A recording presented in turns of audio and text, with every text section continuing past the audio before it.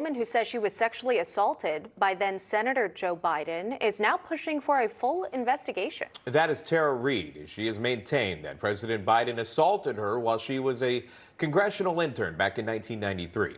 Now, with Republicans set to be in control of the House in January, Reade is asking top House Republicans to finally probe those claims that were made by her. Allegations the president has denied when asked about it in the mainstream media.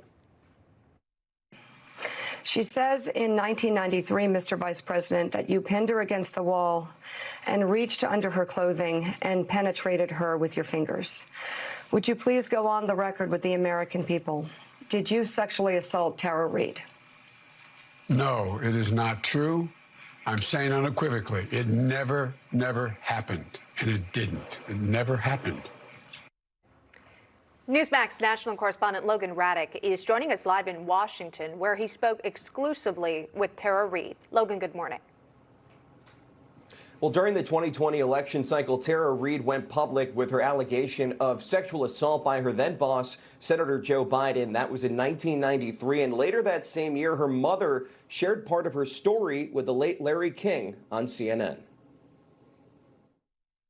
Yes, hello.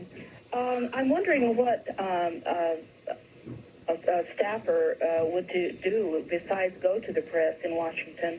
My daughter has just left there after working for a prominent senator and could not get through with her problems at all.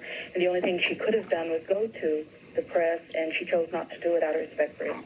My mom had done that actually against my wishes, and I was very upset with her at the time when I found out because, you know, I was very frightened because in 1993, when I tried to file the filing with the Senate, I went through protocol. I went to my supervisors and complained about what was happening. I didn't talk about the sexual assault yet. I talked about the sexual harassment. I wanted to be one-on-one with someone I could trust to talk about what happened. And it didn't even get that far. Reade says she's talked to House Republicans who are advocating for an investigation, and she's awaiting possible evidence of Twitter suppressing her account. I think the Twitter files is really significant. I think it'll give them the mechanism that prosecutors need or investigators need to look at malfeasance, to look at what happened, the collusion, the corruption. The fact that Jeffries being the Democratic leadership now, brought up that my, case should be investigated, that Biden should be investigated for what he did. The Justice Department issued a subpoena probing Twitter for information on her account.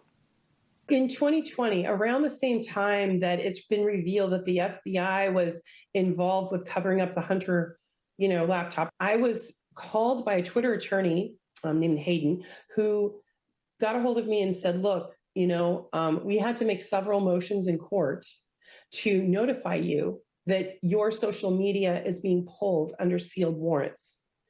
And I said, well, why? And he said, I can't say.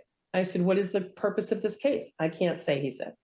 It's sealed. All the proceedings were sealed. To this day, I don't know. I had an attorney look into it.